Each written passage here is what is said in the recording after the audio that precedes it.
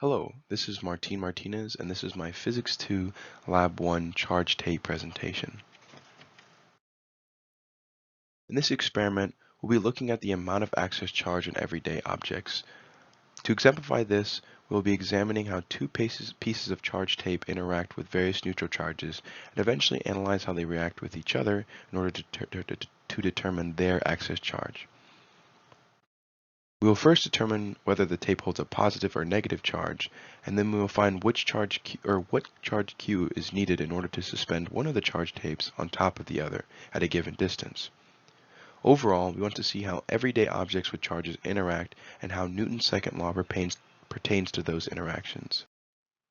The key principles that we'll be using throughout this experiment are Coulomb's law, electrical field and force, and Newton's second law. For this experiment, we must assume three things: that the U-shaped tapes can be assumed as point charges, that within those point charges, the charge is concentrated at the center, and that both tapes have similar charges. For the procedure, we'll be putting one piece of U-shaped tape on top of another at a given distance in order to calculate Q, because we can equate the force of gravity down to the force of the electrical field up. Before I ran the experiment, I assumed that they would repel because they were created, or the charge was created in a similar method.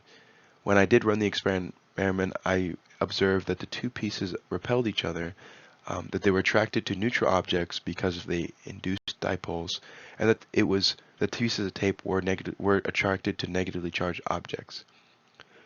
With those observations, I had to conclude that the tapes had a positive charge because they were attracted to negatively charged objects.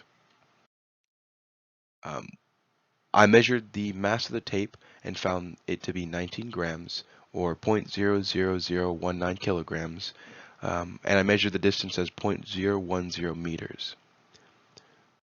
As you can see on the right, the diagram shows how I was able to equate the force of the electrical field up to the force of gravity down.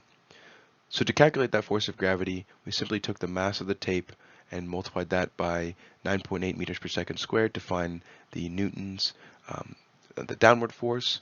And because the system was at equilibrium, we can equate the force of electric field up to the force of gravity.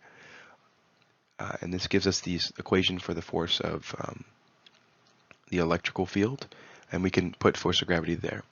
Then here's this assumption that we mentioned earlier. We must assume that both charges can be equated to each other, and that allows us to create this new equation and eventually solve for the amount of coulombs, which is 4.6 times 10 to the negative 9th.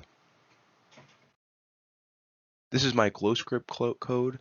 I made some constants, K, and the first two are the scaling factors, gravity as the mass, distance, and radius of the electron, of the electron, and essentially created modeled those two pieces of tape as point charges, calculated it using the same equations that we were talking about in the previous slide, and then created the vectors, and then printed out.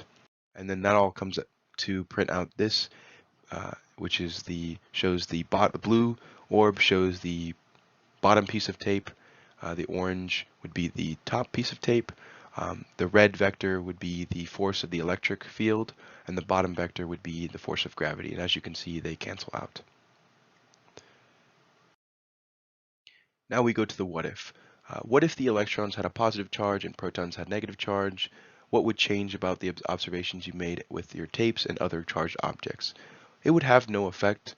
The pieces of tapes would still hold like charges, thus repelling each other. No matter the charge, if the point charges have like charges, they will repel, and if they have opposite charges, they will attract. Why?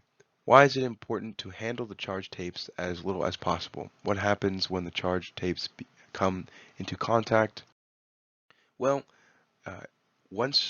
if the time in contact is great enough, they begin to transfer their charge, and if the time that the time we handle it is great enough, the charge will be lost entirely, and the tape will be neutral again. This essentially will render our experiment useless and will not allow us to calculate the charge necessary. And yes, that is the end of my presentation.